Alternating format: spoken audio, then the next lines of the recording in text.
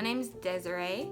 I wanted to make this video to help everybody out there who is struggling with infertility like I did. We started trying December 2012 and we ended up getting pregnant October 2018. We did all the tests first. We did the HSG, the sperm analysis. Once we got those done, we went in to do Clomid and Femera on a time cycle, and obviously they did not work. And we did that twice. Then we went into an IUI, and we did that twice. Our diagnosis was, the doctor said he was 98% sure that I had PCOS. And instead of me wasting money on more IUIs, we decided just to go for IVF, but obviously IVF is super expensive. And that's where Starbucks came in. I found out and heard about on the news and everywhere else that Starbucks has very good insurance that pays for your IVF, so I looked into it and decided, even though I had a full-time job and I was a manager somewhere, I decided to go for it and be a partner. So the details on working at Starbucks: all you need to do is work 20 hours per week. For the benefits on how long it takes, it took me about 5 months. You have to earn your hours in 3 months of when you first start working, and then it takes a month for you to pick out your insurance, and in the following month is when it starts. So I started in February, the very beginning of February. So it would have took me February, March, April to get my hours, May to pick out my insurance, and then June for my insurance to kick in. In the 3 months you start working, you need to get 240 hours. I know some people who worked full-time jobs and was trying to do Starbucks part-time were struggling to get hours because their store was only giving them like 15 or less hours because they had so many people. So the good thing is you're able to work at any Starbucks around you to make up your hours. Starbucks can be a stressful job, especially learning all those coffee drinks. And the point of sale system it can be complicated. If you just stick to it, you can do it. I know Starbucks has a lot of insurance options. They have like 4 or 5 insurance companies you can choose from. I know I chose Femera, and I chose the highest one you could go, the Platinum. It was the most expensive, but I wasn't working at Starbucks to get a paycheck. I was working there to get the insurance. Even though I wasn't making the whole amount for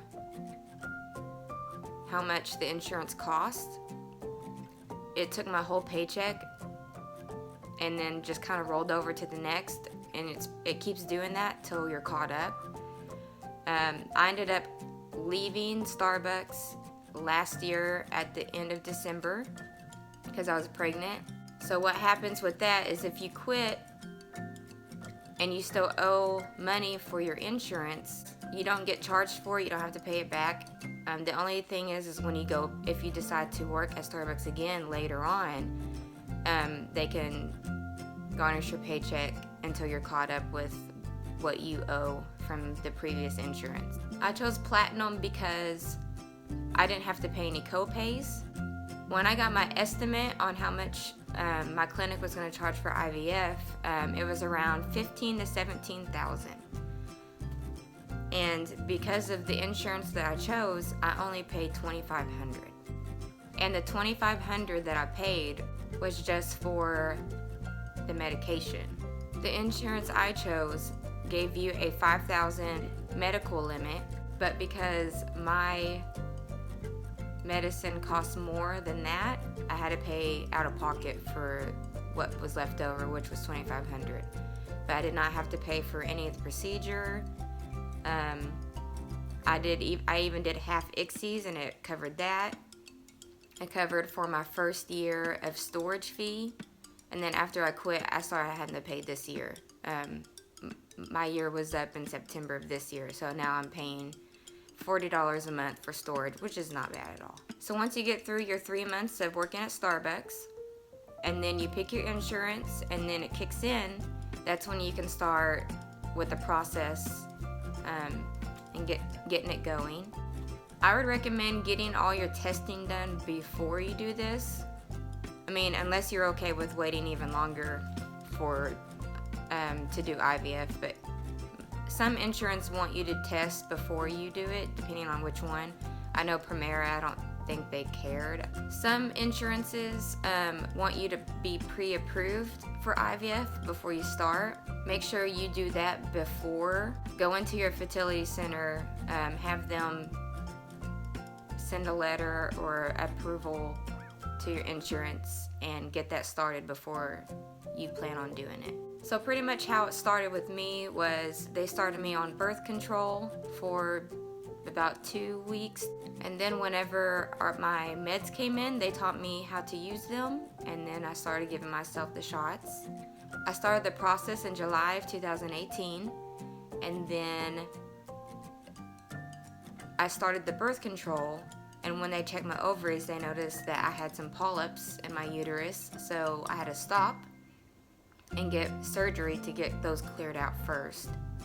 And then once I got that and I went through the healing, I got to restart another 2 weeks on birth control. So my official date of starting my meds and everything was in September 2018.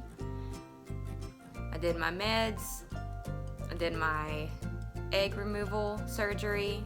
My egg retrieval was around September 28th or so of last year. And then it was put in about 5 days after.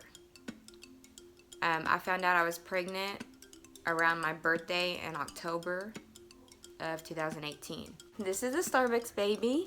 His name is Finnegan, Finn for short, born June 14th, 2019. Say hi. Thank you for watching. I hope this helped. If you have any questions, please comment below. Bye.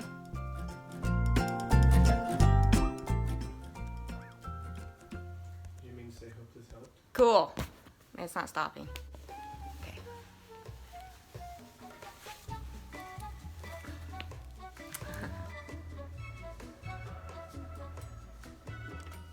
Why is it so hot in here? I don't know how to freaking end it.